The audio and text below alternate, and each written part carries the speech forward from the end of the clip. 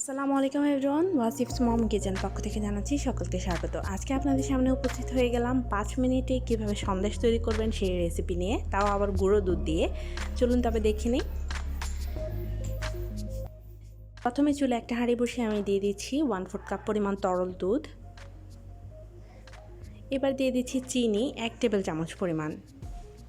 সেই সাথে দিয়ে দিচ্ছি একটা এলাচ সুগন্ধের জন্য। এইবার চিনি আর দুধটাকে খুব ভালো মতন মিশিয়ে নিচ্ছি, চিনিটাকে একদম গলে যাওয়া পর্যন্ত। চুলার হিটে কিন্তু লোতে রয়েছে।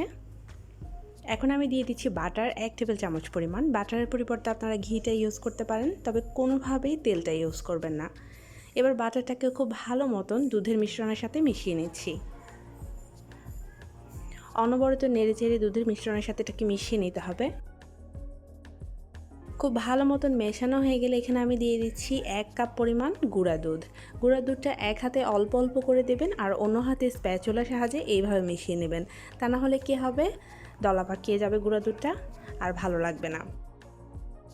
এইবার অনবরত আমি এইভাবে মিশিয়ে নিচ্ছি যতক্ষণ না পর্যন্ত এই গুঁড়া দুধটা থেকে সম্পূর্ণ দুধ, লিকুইড দুধটা শুকিয়ে যায় আর এই রকম হাঁড়ি থেকে একটু আলাদা হয়ে আসে। যখন দেখবেন যে এরকম ছেড়ে ছেড়ে আসছে তখন বুঝতে হবে এটা হয়ে গেছে পারফেক্টলি।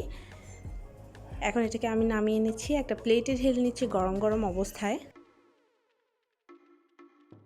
সন্দেশটা গরম থাকা অবস্থায় বানাতে হবে, কারণ ঠান্ডা হয়ে গেলে এটা শক্ত হয়ে যাবে।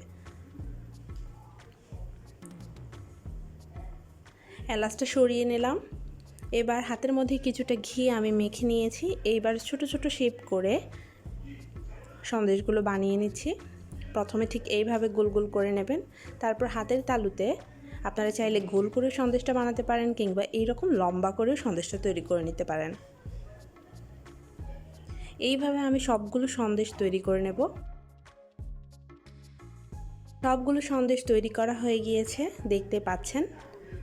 এই সন্দেশগুলো খেতে কিন্তু অসম্ভব মজা, বিশেষ করে বাচ্চারা এই সন্দেশগুলো বেশি পছন্দ করে।